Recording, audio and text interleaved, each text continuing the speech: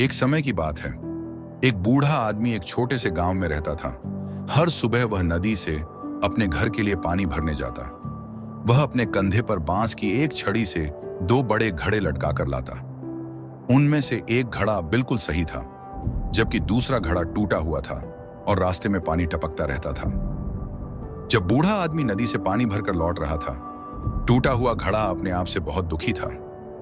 उसे लगता था कि वह अपनी कमजोरी के कारण बूढ़े आदमी के काम नहीं आ पा रहा है। उसने खुद को अपूर्ण और बेकार समझते हुए बूढ़े आदमी से कहा, मुझे माफ कर दीजिए, मैं अपनी दरारों की वजह से रास्ते में आधा पानी गिरा देता हूं। मैं आपके लिए पूरे समय बोझ बनकर रह गया हूं। बूढ़ा आदमी मुस्कुराया और प्यार से कहा, कल मैं तुम्हें तुम्हारी अहमियत दिखाऊंगा। अगले दिन जब वे नदी से लौट रहे थे, बूढ़े आदमी ने रास्ते की तरफ इशारा किया।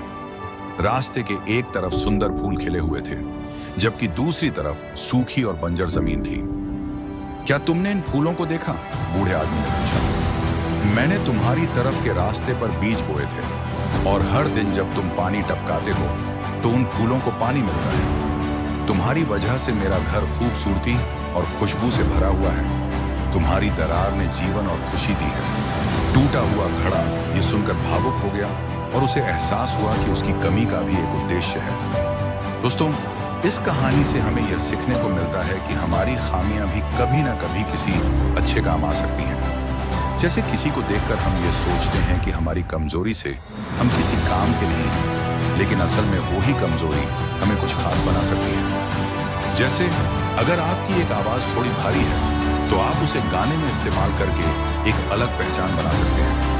या फिर अगर आप किसी चीज में थोड़े आलसी हैं तो हो सकता है कि वह आलस्य आपको आराम करने के लिए प्रेरित करे, जिससे आप और भी अच्छा काम कर पाए। इसलिए अपनी कमी को बुरा ना मानें, क्योंकि कभी कभी वही कमी आपको खास बना देती है और जीवन में कुछ नया, कुछ अच्छा ला देती है। चलिए, हम अगली कहानी में मिलेंगे।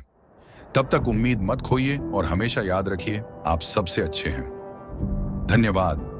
अगर आपको यह वीडियो प्रेरणादायक लगा हो तो कृपया सब्सक्राइब करें, लाइक करें और शेयर करें।